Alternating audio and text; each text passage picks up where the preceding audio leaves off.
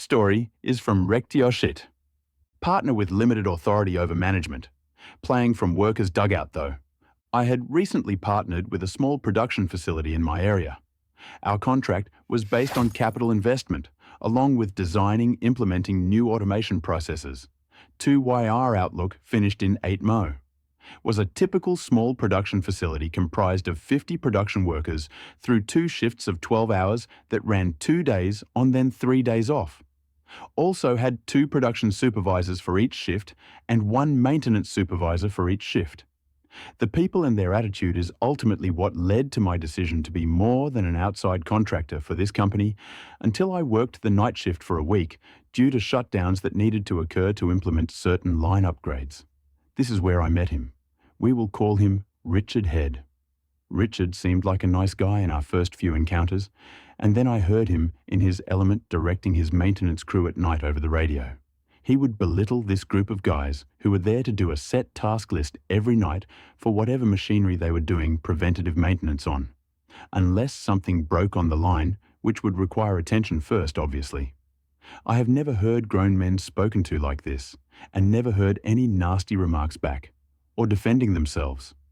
He would call them stupid on the radio if they were having trouble troubleshooting a problem, call some fat and lazy, called one black guy the Nitas.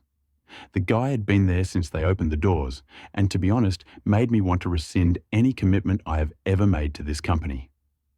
When I escalated this up to the plant manager, he assured me that it was friendly banter, and they rarely had complaints against him. True, because anyone who ever did so in confidence of anonymity was always outed and then singled out until they were terminated by him. Since no one was going to listen to me, I decided to do my due diligence and started to document everything I heard on the radio with a date, time, witnesses to the treatment, and what rights the individual was having violated due to our state and federal outlines. I made this spreadsheet my entire time in the shift, documenting every personal account I witnessed as well. Harassment is a major problem with industry work, but the one that I have learned is the company killer is retaliation. If you can prove that, then they stand no chance. I saw him one night tearing down this 50-year-old man who requested 2 days off to the point I wanted to lose my cool, but knew it would ruin all the information I was gathering. Days off were because his nephew was just in a car accident 2 days prior and had to have multiple reconstructive surgeries scheduled. I knew that now was the time to move on everything. I rounded up all the maintenance guys and shared all my documentation with them. They didn't realize the importance of this information like I had. They just said, nothing will change. Nothing changed because no one treats an issue as an issue if you come with incorrect, non-detailed information. The fact that he used the radio so much was a godsend that they didn't see as well. When he spoke this way to people, he must not have ever realized that there are other supervisors on shift, and that they unintentionally became the strongest witness in the cases, especially when you have some audio recordings verifying the accounts. They have no choice but to acknowledge what they have heard. Each worker took their logs, and even though I have a capital time investment in this facility, I urged them at a minimum to petition to have this man removed or to threaten legal action. Once they coordinated a day to expose all this, it was like watching a sports movie when the underdogs take the championship and get the girl at the same time. Not only did the man finally get fired, but the entire atmosphere around the place changed more than I could imagine. Older machines ran the best they have ever run in my time there, and people loved coming to work again. They also put a placard on my door for when I came in about a week later. It said, "Mo one boss," but the boss was crossed out, and hand engraved under it was the word "badass." I obviously removed it from my door, but I put it in my home office, and is probably the best thing I have ever received from a facility. OP did a wonderful job by documenting verbally abusive behavior of the supervisor, Richard Head, towards the maintenance team and showing it to the higher authorities. This finally led to his removal. This incident turned OP into a hero. Story is from Infinitium Vortex.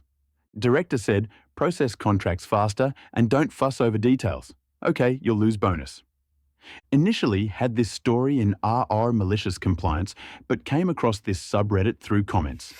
I work with a federal contractor, responsible to buy or bundle hardware, software, etc. any government organisation needs and review the contract in terms of financial viability and legal clauses. In other words, ensure we make money and we are legally covered. The contracts range from 5K to 40 mailers last year.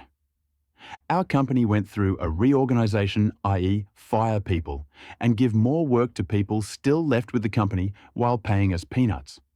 We are a small company with less than 200 employees and trying to retain our government customers, while big companies like Amazon Cloud will replace us in less than 10 years. The government customers love working with us because this is the only thing we do and treat the customers better than big contractors who don't care. They laid off 30 people from my team of 50. So now, 20 people do the work for 50 people at the same salary. We are paid by the month and not work hours, and we don't get sales bonuses, important in the story. I have a habit of reviewing everything carefully and spending hours on each contract, even one that just makes us a few $1,000s. Government vendor selection process is slow and they are very risk averse, so a lot of customers start at a few $1,000s and end up in an 8 or 9 figure contract if everything goes well. Since people were laid off, I was struggling with the work volume and as a result, contracts were piling up. The sales director, i.e. different team, did not like me as I was slow and also catching any tricks the sales team tried to play by over-promising the customer or something shady. Government clients, just customers, loved working with me, the support I provided, and was truthful regarding our capability and our drawbacks. This was something else the director hated me for since he thought I am tanking sales. However, almost all my clients were repeating customers for over a decade. Example: sales wanted a school district to buy outdated Dell Windows laptops while entire state was moving towards new, cheaper Chromebooks. Schools don't have budget and whatever they buy stays for 5+ years. Sales were offloading expensive useless stuff to get better bonuses and also charge customer nearly $1 million to provide IT support for faults arising from ancient hardware. During my conversation with the school district, I shared examples of state governments in the Northeast buying Chromebooks and saving money while future-proofing the hardware. My job was to get best quote to customer and develop trust to sign a 5 or 10-year contract. So this school district bought Chromebooks, which were 40% cheaper and had less than 20% of the previously quoted IT support cost. As a result, sales team lost a few $1,000s in bonus, but we brought this customer with us for a 5-year contract. The sales director got pissed as I was working on small contracts at a slow pace and reprimanded me in front of our manager. The manager did not care and did not defend me and asked, "Why don't you follow what the sales director says and stop fussing over small contracts?" I said small contracts turn into big ones, hence I should pay attention to them as well. Mistakes in small contracts could harm us if the contract becomes big. I am struggling at work because you gave me the job of 3 or 4 people. At this point, he was shouting at me that I don't understand contracts. He has been doing this stuff for 5 years and he makes more money in a month than I do in a year, so I should listen to him and not question him. This was a bit insulting as I live in a shared apartment and am struggling to make ends meet while he drives an expensive luxury car and just goes out on fancy lunches with government employees. I asked the sales director to send an email with a list of suggestions to improve my work. He rudely complied and said, "Can you not even remember what I just said in the meeting?" His email said, "Do not review contracts less than 100K and trust sales team that due diligence has been done." I replied by copying my manager in the email that this could create liability in the future and want him to confirm again that the sales team will do financial and legal compliance themselves for the small contracts, and I need to stop revising small government contracts below 100K with no exceptions unless told otherwise. This was gold. Cue malicious compliance. Instead of 2 hours, I spent 10 minutes on small contracts and voila, backlog cleared and I am home by 6:30 p.m. Now, A contract worth 10K comes through. I found some issues with this contract since it said that we offer 30% rebates to our software providers. This was something we stopped doing 5 years ago, and now we just offer software providers a 5 to 10% rebate on contracts. Also, I knew the government client recently got a massive budget and was on a spending spree, part of my job. There is a high chance that this 10K customer will become $100, and the 30% rebate means we have to give $30 on top of the usual cost. But I remembered what the sales director said. Why don't you follow what the sales director says and stop fussing over small contracts? So 10 minutes later, I email, no issues detected based on compliance check by the sales team. As I mentioned, government contracts are slow.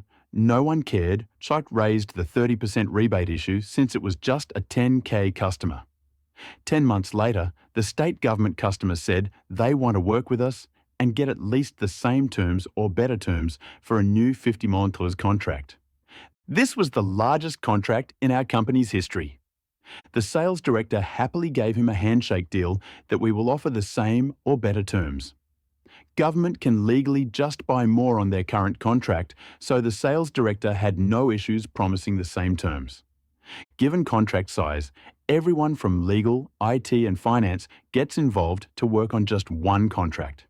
For 3 months, everyone worked on one contract. The sales team was giddy that they will get million-dollar bonuses.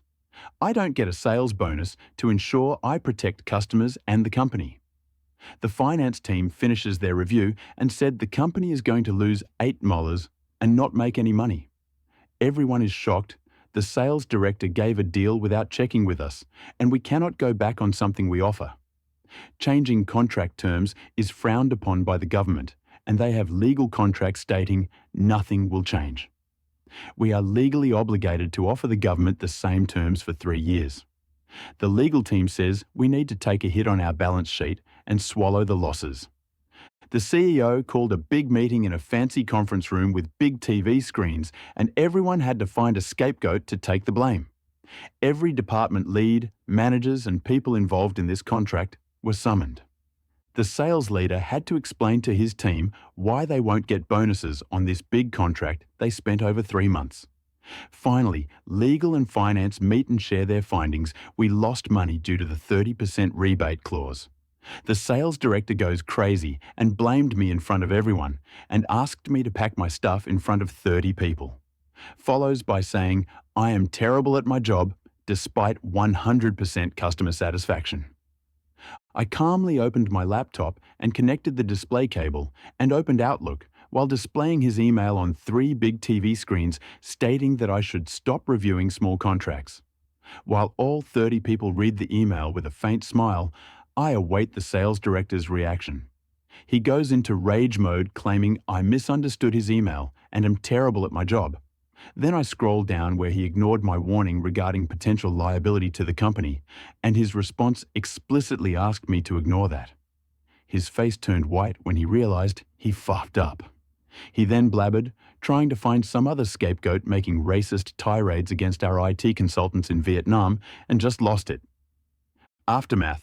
I was told to spend 2 to 3 hours on each contract, and the company eventually figured out that it is cheaper for them to hire 20 people like me and pay us 70Ks every year than to take big losses on their contracts. Our team has 40 members now, still less than 50, but enough to offset the contract volume. Because of the losses, sales director had to pay back his previous year's bonus, as he had a clawback clause with the company, i.e., if you screw up, you need to pay us. The sales director had to pay nearly 300K and was fired from his job. Present day. He then sued our company for wrongful termination, and we just heard today that he lost the case and now owes us another 200K legal fee. Now he owes over $500,000 to our company. TL, DR, company fired people, and the sales director abuses me when I cannot do the job of 3 people.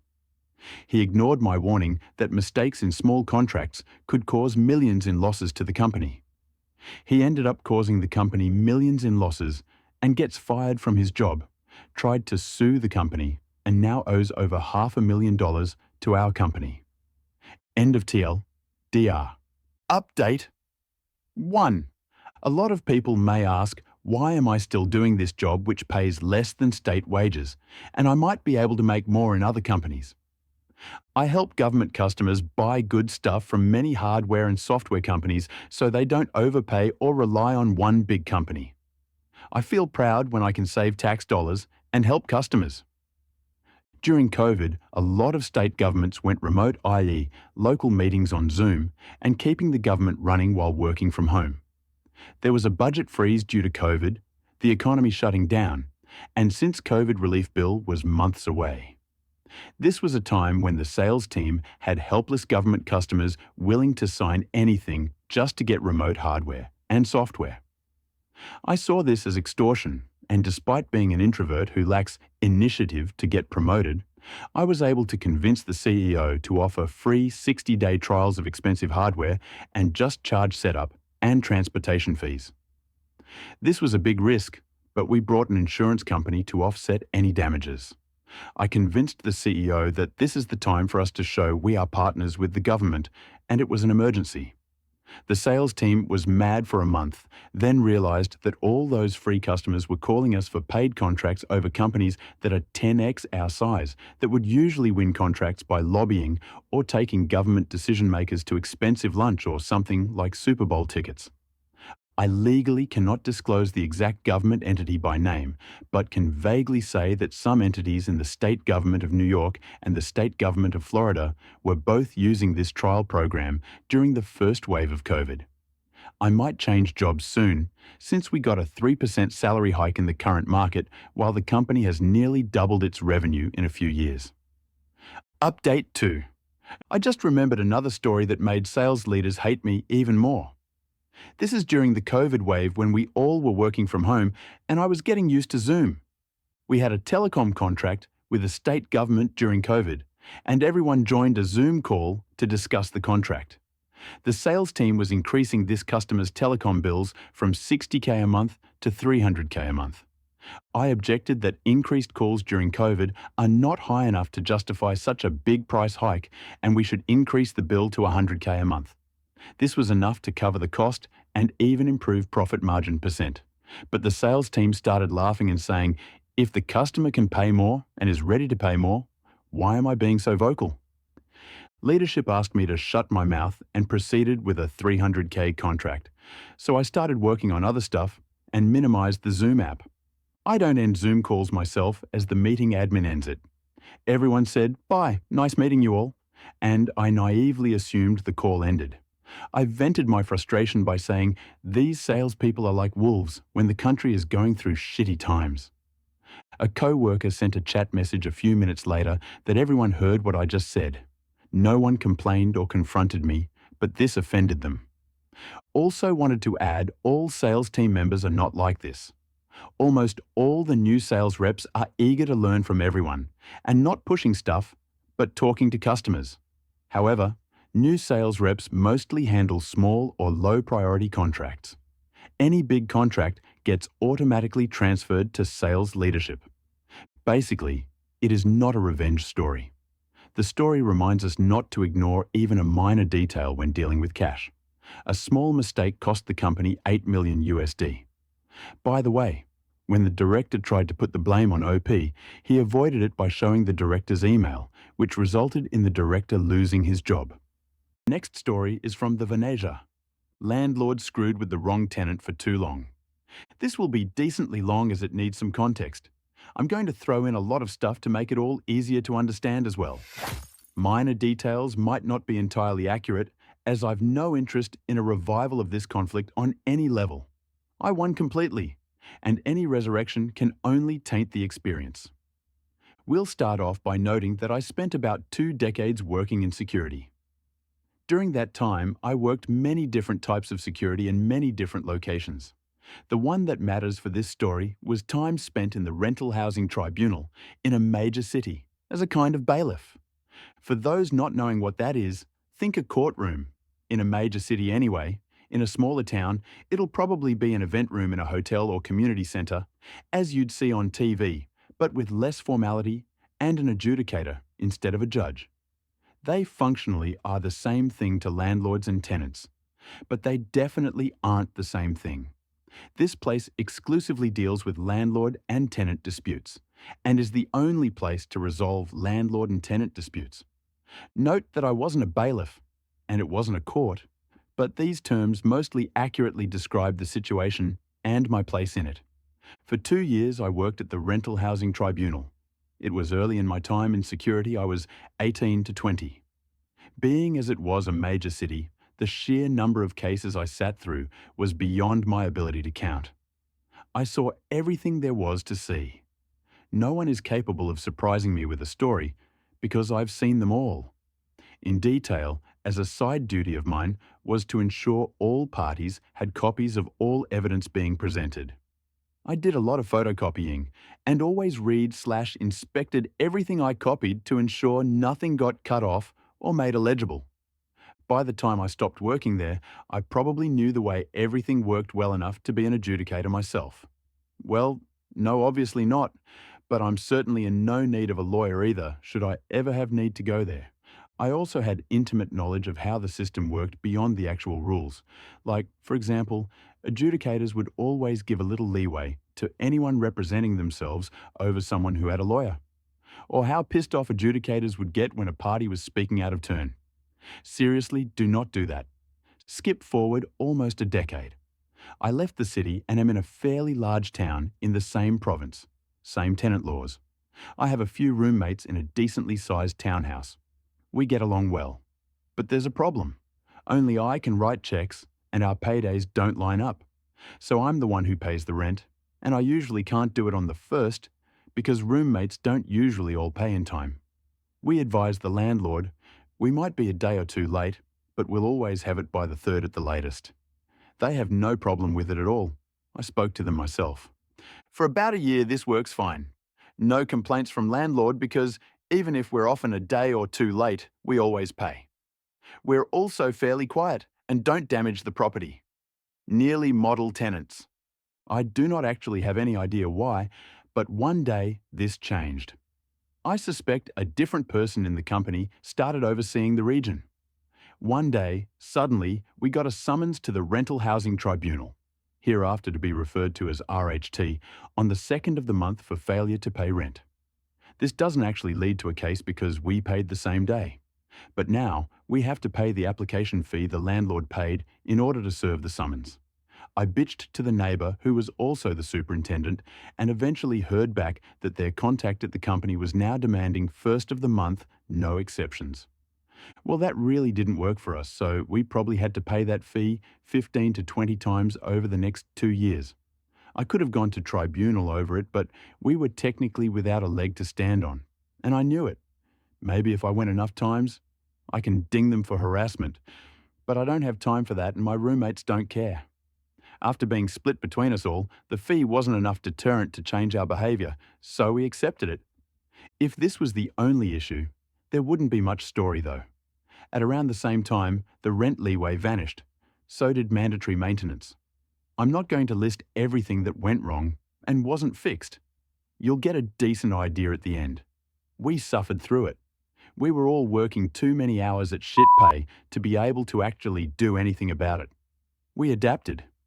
But after about 2 years, it broke. Everyone but me up and moved out for various reasons within a 4-month period. I'm not going into any details on my roommates at all, because things kinda exploded for a couple different reasons outside of this. No reason to dig any of that up. I had been saving up a while and was able to quit my job without having to immediately get another, so I suddenly had a lot of time. I didn't want to stay and pay the rent by myself or have to find new roommates I could live with, and with my experience in the RHT, I knew I had the landlord by the balls. So I went for them. I stopped paying rent. Annoyingly, I didn't get a summons the first month, but I did the second, so I went, with a meticulously documented plethora of evidence of failure to maintain the property and entering the property without formal notice. I had a copy for the landlord and a copy for the adjudicator. I know from experience that technically you're supposed to give the other party the evidence before the tribunal, but I also knew about that leeway an adjudicator gives to those who represent themselves. So I didn't give the landlord the evidence until our case came up, 100% total ambush.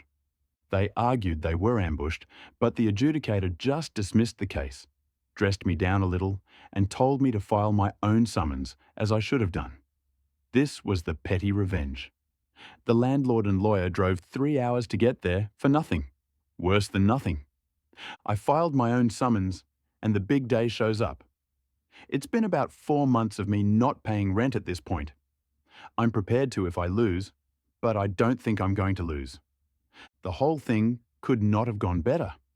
I had 20 to 30 pages of evidence and 20-odd photographs. They had nothing. They had no actual defense for our water heater being out for 6 months, or us not having a fridge for a year, just to mention 2 severe issues. Their entire defense rested on us being late for rent, which actually worked against them once that led to the adjudicator learning how many times we'd paid the application fee, and lies that had no evidence to support them. They even talked over me a few times, and I saw in his eyes the one time I opened my mouth to protest during their turn to speak, but forced myself to shut up with every gram of willpower I had, so only a squeak came out. The adjudicator respected me. He had no respect for the landlord. I had won on every possible front. The only question was how much. It was more than I'd ever seen. I got 9 months of free rent, and the landlord was ordered to have everything fixed before the next month was over, or I'd get more. I gave notice I was leaving at the end of the 8th month and left at the end of the 9th.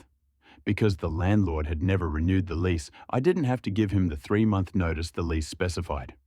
If you want a figure to put to it, I basically got a $13,000 judgment in my favour, adjusted for inflation and rounded. I also made the landlord and lawyer drive 3 hours, twice, only to lose. The landlord's face was so red at the end I thought he'd have a heart attack. He didn't though. Bye, Mark. Edit to clarify a few things based on questions. And I also want to add for those good landlords out there, I do feel you. My time in the RHT was eye-opening. For every bad landlord, there are 10 bad tenants easily. There's a massive debate of debates to have over the whole thing. I'll only say that I do sympathise with the good landlords out there. I'm not trying to paint all landlords as terrible. This is the only landlord I've ever had that was so useless. Edit. I've revised my estimate of the ratio based on a little research and some comments from 30 tenants per landlord to 10. I'm probably still wrong, but the sheer number disparity between landlords and tenants effectively requires there be more bad tenants than bad landlords simply because there are so many more tenants than landlords. I'm going to leave it at that and just beg you not to rip me apart from either side. I'm intimately aware of the problems both good landlords and good tenants face, and my sympathy goes out to both sides. Wow, the revenge was perfect. The experience and patience of the OP paid off, and the terrible behaviour of the landlord finally forced him to pay $13,000, not to mention the embarrassment he faced in the end. Almost all landlords are the same. Terrible, meticulous and selfish, always trying to squeeze every last penny out of their tenants. Pro revenge story is from PJ Murphy. Not going to pay overtime? Think again. TL. Dicta don't mess with the IT guy. I was discussing this sub with a good friend, and he said, "Boy, have I got a story that'll fit." It wasn't his story, but his brother's, and I sat with him and got the details. Buckle up, it's a good one. And a long one. Let's call him Bob. Bob has been fiddling with computers since he was a kid, and knows them pretty well. As with most IT people, he's moved from job to job. The employer he worked for was a service/distribution company, and there were 2 IT employees. The company was located in Ontario, Canada. About 3 years ago, Bob's employer decided to modernize their software. They had separate programs for dispatching, for inventory, for payroll and finances, and it was complicated moving information from one program to the other. They decided to get an ERP, Enterprise Resource Planning program, and Bob recommended one that he knew inside out from a previous employer. For those of you who don't know, an ERP program handles everything: purchase orders, sales, inventory, personnel, vendors, customers, and all of it. You can run a report and find out which customer has bought the most Part ABC in the last year. Which salesman has improved his numbers the most? Which vendor has the fastest delivery time? Which shipper packed the most orders? Everyone in the company used the ERP program, but it was very complicated, and they used the aspects of it that related to their position. For example, the receiver would accept a shipment, verify the quantity, confirm it was received, and the inventory stats would be available to the salespeople if they wanted to look up how many were on hand. The receiver didn't care what the price was or who the vendor was, he just did his job. Bob was run ragged during the implementation process, but he managed to train most of the employees on their aspects, and after a few months, everything was running fairly smoothly. Bob still got tickets for tweaks in the operation of the software and occasional hardware IT issues. Then the company decided to expand their footprint and was marketing into different time zones. That messed things up. Atlantic Canada is 90 minutes early, so if someone sent an email or an order at 8 a.m. their time, it would arrive at 6:30 a.m. Ontario time. Pacific Canada is 3 hours late, so an email sent at 3 p.m. Vancouver time would arrive at 6 p.m. This stretched out the day. So many staff came in early and worked late. Bob would arrive at 8 a.m., and there would be people that demanded his immediate assistance and were annoyed that he didn't respond instantly, even though their request was submitted before his start time. Same with late in the day. His phone would ring at dinner time with people that wanted help right now. They decided to stagger his and his IT colleagues' shift times. Bob would start at 6 a.m. and work till 2:30, and his colleague would start at 10:30 a.m. and work till 7 p.m. Bob's colleague had kids and refused the shift change. The employer insisted, the colleague quit. That meant that Bob was the only person in the IT department. The employer said they would look to hire a new IT guy, but they had trouble finding one that knew the ERP system, and they were offering well under a market value salary. Bob asked for a raise and was denied. Then he wanted overtime, and the employer told him that as an IT specialist, he was exempt from overtime laws in Ontario. Bob looked it up, and the employer was correct. This went on for some time, and he knew lots of IT people socially. They told him what the company was offering, and Bob knew that they wouldn't find another tech. Things went downhill from there. Bob would get chewed out if he missed a call or an email, no matter what time it came in. He had to train new hires in the ERP system, as well as take care of the hardware. He asked repeatedly for better compensation, and was denied, so he planned to get a new job. Now, here's the revenge. Bob had access to the entirety of the ERP program. When a user signed in, the time was logged, and even if they didn't sign out, after 15 minutes it would log them out anyway. Everyone in the company was on salary, and many of them came in early and stayed late. Ontario labour law states that even salaried workers are entitled to overtime after 44 hours a week, unless they were managers or supervisors. So Bob jumped into the program and ran a report for each employee that wasn't a manager, all the way back to when the ERP program was started. Then he reached out to an employment lawyer and got the okay to refer employees to him. Bob lined up another job, and after he left, every employee in the company got an email with an Excel sheet showing the hours they had put in past 44 hours a week. The subject line said, "You're legally entitled to overtime pay." In the body of the email was the lawyer's name. The shit hit the fan. Almost every employee authorized the lawyer to negotiate with the company on their behalf, and the company had to pay a ton of money. All the company had to do was pay Bob for the extra work he put in. Instead, they had to pay almost everyone. Bob's revenge was effective. The tracking of time using the company's ERP system allowed him to show the injustice he had to bear and helped his colleagues receive what was rightfully theirs by law. Instead of just quitting, Bob planned his exit well, making sure the company had to bear some financial repercussions of their decision to not pay overtime. His approach was brilliant, moral, and timely. It gave the company no other option but to award salaries to the employees they overworked. Justice was sweet, it was poetic, hitting them where it would hurt most, the bottom line. Perfect calculated revenge, if it were really so. The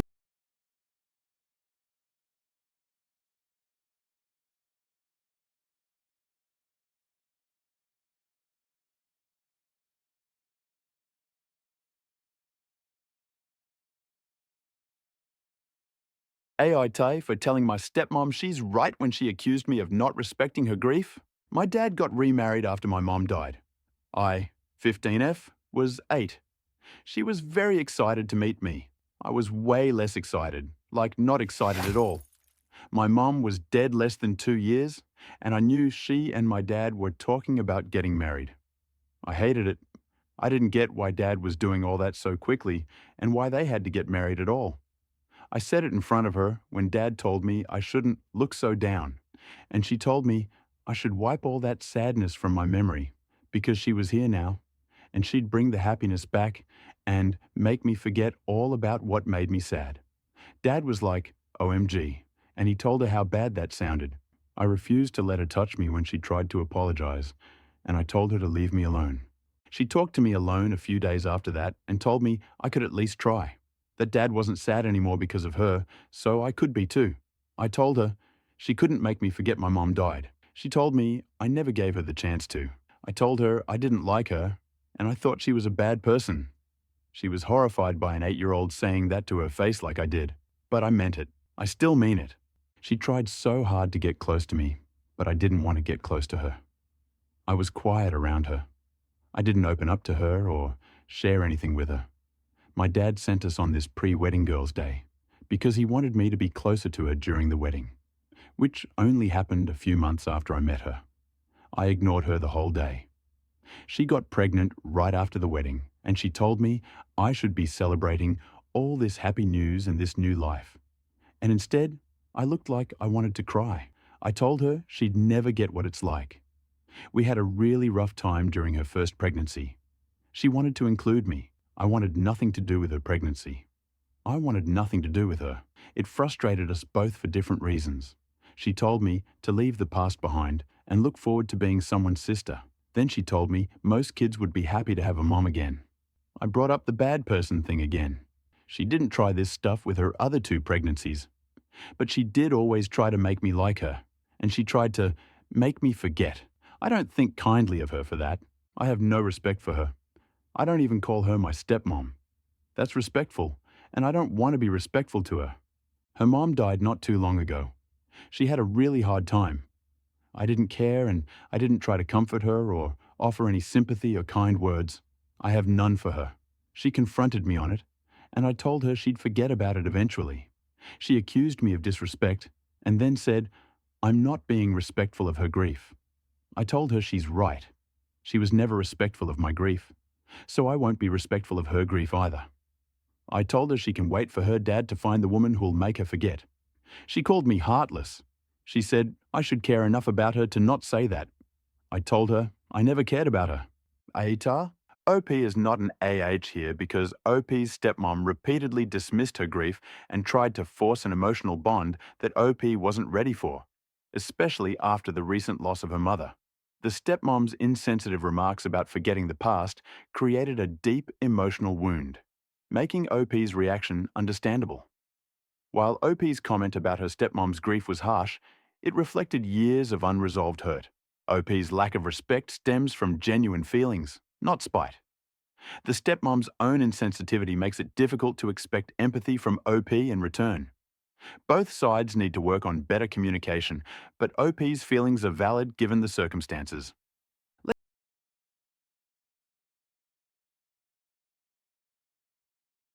Let's now jump on the next story. Aita for standing up for myself when I got bullied by a kid. My third cousin by marriage is a 9YO and honestly is probably a sociopath. He purposefully breaks and steals people's property, even his grandma's family heirlooms, and constantly publicly disrupts things. Started shouting animals' noises during the quiet part of his uncle's funeral. He's just a piece of shit kid all around, and his 2 dads are pretty much hands-off and barely even supervise him, much less discipline him, and then also get really verbally aggressive when someone else speaks up to them about their son's unacceptable behavior. One of his new hobbies is telling me I look pregnant and that I'm fat. I'm a US size 10, so not tiny, but not really fat. I do have a condition called diastasis recti that I can't have surgery to fix until I'm done having kids, but it gives my belly a more pronounced appearance. I've explained this nicely to the kid and his parents multiple times, that I have this medical condition that I'm self-conscious about and I'm very sensitive, so please stop loudly saying I'm pregnant and calling me fat. He kept doing it, and he also only does it in front of large groups of people, like when we're all gathered around a fire pit or eating dinner. So I know that he knows I'm not pregnant and that it's inappropriate to be doing this. So we were at a family dinner this weekend, and this kid goes up to the bartender my MEL hired, it's a private event, and tells him not to serve me because I'm pregnant and an alcoholic. I went up to the bartender myself later, with a group of my husband's family, to get a glass of wine. He refused to serve me and cited this kid telling him I'm pregnant. I died inside. I was beyond mortified. I marched up to one of the kid's dads and told him what the kid did, and said that he needed to ask him to apologize to me because that was unacceptable. He refused and actually got offended that I would ask for an apology. I'm pissed. I walk up to the kid and say, "I know what you did with the bartender. Why did you do that?" To which he replied, "It was funny." I clapped back, saying, "You know what? I understand why your original mother and father didn't want you and put you up for adoption. You're a bad kid." The kid starts bawling. It's the first time I've ever seen him cry. I just walk away. He told the whole family, and I just said that I asked him why he did what he did. I'm sure people believe me because this kid also lies a lot, but I feel kinda bad and wonder if I was out of line or if there's something else I should have done instead. I also rationalized it as, well, maybe now he'll learn that if he messes around, he'll find out and think twice about hurting someone next time. Aita, NTA. The OP was relentlessly bullied by the child whose parents never disciplined him or even talked to him about his actions. This left the OP helpless. While her comment to the child was harsh, it came after enduring repeated public humiliation and frustration with no support from the adults responsible. As OP's reaction was provoked by the kid, OP is not an R.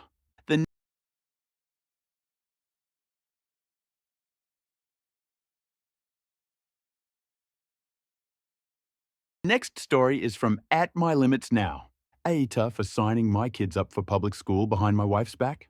So I, 36M, am a dad to 6-year-old twins. And my wife, 28F, is a stay-at-home mum who has recently gone full crunchy mom mode.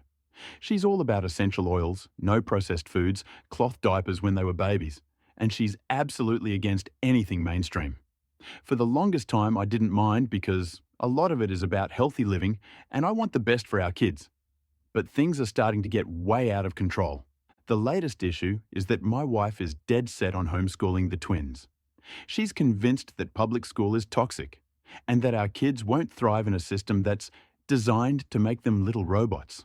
She even has a few friends in her crunchy mom group who homeschool their kids, and she's been talking non-stop about joining their co-op.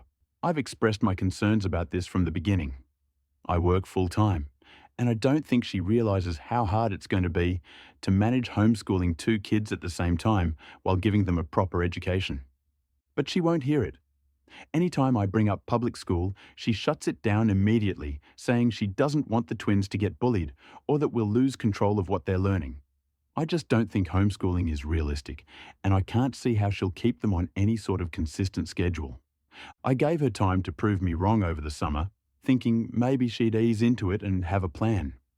Instead, she's spent most of the time bouncing between different unschooling philosophies and signing them up for random activities with her crunchy mom friends.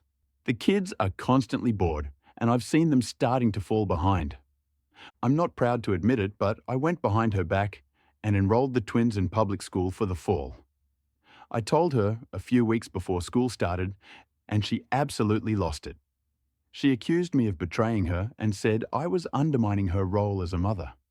She keeps saying I don't trust her to raise our kids, which isn't true. I just don't think she's prepared to handle homeschooling, and I don't want the twins to suffer because of it. She spent the whole first week of school trying to make me feel guilty by saying the twins are miserable and that I've ruined their childhoods by forcing them into the system. The thing is, as far as I can tell, the twins actually loved their first week school. They've made friends, and like their teacher. But my wife keeps insisting they're just pretending to like it to make me happy. Now, she's talking about pulling them out mid-year and starting over with her homeschooling plan, but I'm putting my foot down. I want the best for my kids, and I honestly think public school is the right choice for them right now. My wife is making me feel like I'm the bad guy for going behind her back and forcing them into something she was so against. AETA for enrolling the twins in public school without her consent? Should I have handled it differently? I'm starting to feel really guilty about what this is doing to my wife. OP is not the a-hole. His primary concern is the children's education, which he felt was compromised by his wife's ineffective homeschooling approach. Despite expressing concerns and giving her a chance, the wife's resistance and lack of a structured plan led OP to enroll the twins in public school, where they're thriving. OP's decision reflects a practical solution to ensure the children's educational needs are met. While the method of handling it could be debated, OP's actions were driven by genuine concern for his kids' well-being and the practicality of the situation. Let's now jump to the next story. AETA for not moving my wedding date to accommodate my sister's pregnancy. I, 25F, have a sister, Ella, 28F. Ella and I have always been close growing up, despite her being 3 years older. We've always been best friends. I was her MOH and she's mine. Ella is currently 5 months pregnant. She had a rough first trimester, throwing up 3-4 times a day, always tired. Some days she couldn't get out of bed, literally. She had also found out early when she was a month into it because her symptoms were so bad. Her and I live close to each other, and since her husband travels a lot for work, I have stayed with her a lot since I work remotely. My fiancé and I had originally set the date for July. However, seeing how sick she was, I, along with my entire family, were getting worried. And so after my fiancé and I discussed it, we decided to reschedule the wedding until after she had passed her first trimester. Per her doctor, she was supposed to get better. I need to add that no one asked this of us, but I felt it was needed. And thank God, she did get better. She's eating normally, going out and back to herself. Seeing this, my fiancé and I talked about our wedding again. I had always wanted a summer wedding on the beach, but I didn't want to wait a full year, and seeing winter wedding pictures was slowly growing on me. And so, we decided on a December wedding. The invitations were finalised last week with the date and were all sent a couple of days ago. Yes, it's early, but my man and I all have big families, big group of friends and colleagues. We need the RSVPs early. Yesterday, I got an angry phone call from my sister asking how can I do something like this to her. I was honestly confused and told her as much, and she went on to rant about how inconsiderate I was to not wait until my nephew is born, that her being MOH and 8 months pregnant is going to be hard, and that she has already been through hell. I calmly explained to her that while yes, she is MOH, I don't expect her to go above and beyond. My best friend and her had already planned a girls' night back when my wedding was in July, so we're just going with that again. Everything is already bought and my best friend will set it up. I told her that my man and I have also rebooked everything ourselves. Flowers, venue and catering are going to be done by our friends who have their own shops and companies, and that I'll pay to have her dress resized to accommodate her bump. I'm even taking care of hair and makeup for all my wedding party. A sort of pamper session where we'll all get ready together and take pictures. All she's required to do is show up. She's having none of it and is demanding we reschedule it again until next summer. I put my foot down and gave her a flat-out no. My parents called me and asked me to reconsider, saying that I know she's emotional and hormonal. I told them that's not an excuse for her to act like a bitch. Any opinions, advice are much appreciated. Edit. First of all, thank you for all the comments and advice. I'm definitely seeing her side more than I was before. I do need to clarify some things that I didn't add in the post. When we rescheduled the wedding, her and Bill had my fiancé and I over for dinner. We do weekly dinners every Friday. She thanked me for rescheduling and told me she felt guilty. I made sure to tell her that I don't blame her, that having her there healthy and happy is what matters, in whatever capacity she can give me. I made sure she knew that she could step down from MOH at any point, even if it was a day before the wedding, and that I would understand. That dinner, my man and I also floated the idea of a winter wedding around, and both her and her BIL said it would be fun since we haven't had that in our family yet.